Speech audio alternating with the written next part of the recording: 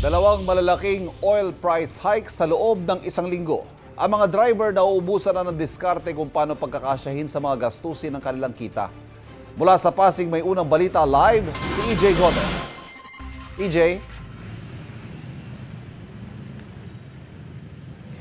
Ivan, maraming humabol magpakarga at pumila sa ilang gas station dito sa Pasig City. Ngayong Huwebes, ikalawang araw yan ng big time taas presyo sa mga produktong petrolyo. May mga nakausap tayong namamasada kanina, gaya ng mga taxi driver na pinag-iisipan na raw maghanap ng ibang trabaho dahil sa paliit na paliit nilang kita.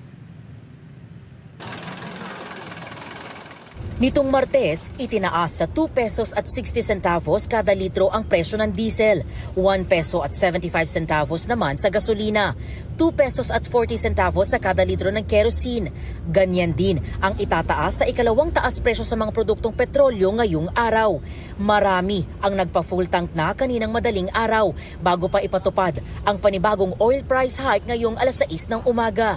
Ang tricycle driver na si Tirso, halos maubos na ang barya na pinambayad niya sa 300 pesos na pinanggasolina. Ganun talaga meron kasing mayroong sa ibang bansa may gulo Mahina na yun. Lalo tataas ng gasolina. Kung maraming biyahe, nasa 800 pesos daw ang kita niya sa buong maghapon.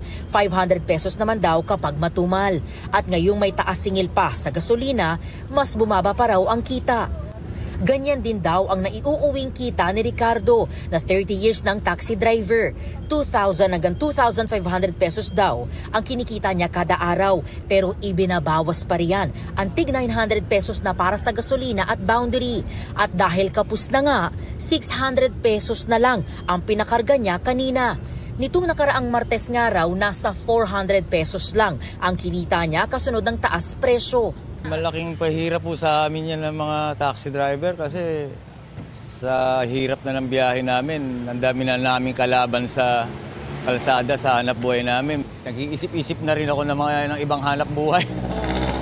Oo, kasi para wala na mangyayari sa taxi. Ang jeepney driver naman na si Jomar, 250 pesos lang daw muna ang pinakargan diesel dahil wala ng budget. Pahirap po dahil po mahina na yung biyahe, tataasan pa. Pahina na po ng pahina yung biyahe. Sana po babaan na lang po para makatulong naman po sa mga tsuper.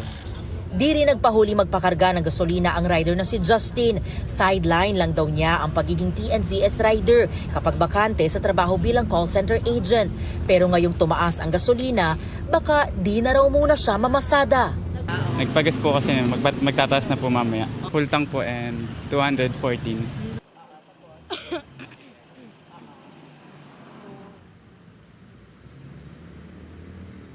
Ivan, itong kinatatayuan namin na gas station ay located sa kumbaga access road dito sa Barangay Sagad at Barangay Kanyogan sa Pasig City. Kaya kaninang madaling araw dito sa lugar na to, pila talaga yung mga dumayo or pumunta na mga motorista para magpakarga ng diesel at gasolina.